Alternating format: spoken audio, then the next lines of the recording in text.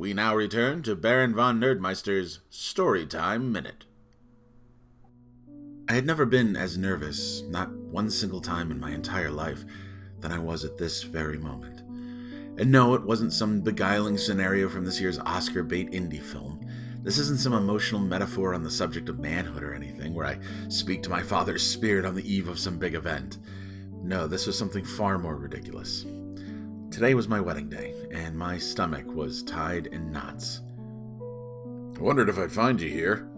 The warmth in my father's voice calmed me enough to smile sheepishly. It had been a solid 20 minutes sitting on the dock down by the lake. The ballroom up the hill was filled with family and friends. From the lake you could see the groomsmen frantically searching for me. I'm still not sure how I managed to slip away unnoticed. I'm just taking a minute to myself, Dad. I faked authenticity, which my father noticed. He sat down on the dock next to me with his usual groans. The pant legs on his tuxedo pulled back as he crossed his legs, revealing the black socks he was ordered to wear with his dress shoes. Yeah, I see that. It's fine. Your mother got sick of me already, so I thought I'd just hide away for a few minutes by myself. I like the socks, I chuckled, teasing my dad. He feigned attitude. You know, I get by pretty well with my regular shoes. These dress shoes are the worst. Dad, your regular shoes are purple. So? He looked personally wounded, but it was all an act. Purple's a great color. Not for a tuxedo.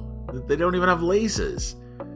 He does this thing where he creates these arguments just so he can get you frustrated, and then he says some ridiculous response and you know he's been kidding the whole time.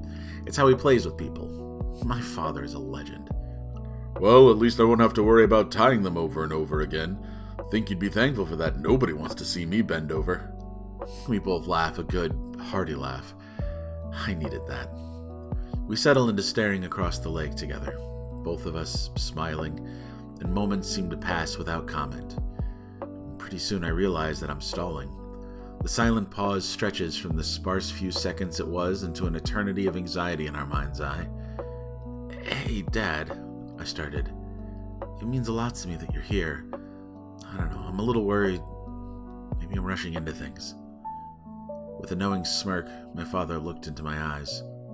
So those 2 years living together wasn't enough? Or all that time together in college? Sounds to me like the two of you are pretty good together. I had to admit my father wasn't wrong. You like him? You're okay with me marrying him? I knew the answer. I just wanted to hear the answer. Kid, I'm proud of you. You found a wonderful partner in Farron, and the two of you work so well together. Truly, I'm very happy for you. You're my son, and I love you with everything I have and everything I am. The feeling of his arm around me brought a warmth I had been missing. But if there's any reason, my father continued, his patented smile while he reassured you was on full display, that you feel that this isn't right, you can just say the word, we'll shut it all down. I laughed, and he laughed. I think we both needed that laugh.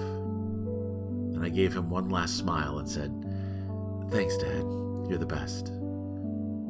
They were words I had said so very often. They echoed in my ears. Though every fiber of my body wanted it, my dad couldn't hear them. His counsel was only an echo itself, his presence just a memory. But he was exactly who I needed to talk to before getting married. I just needed him to know how I felt one last time.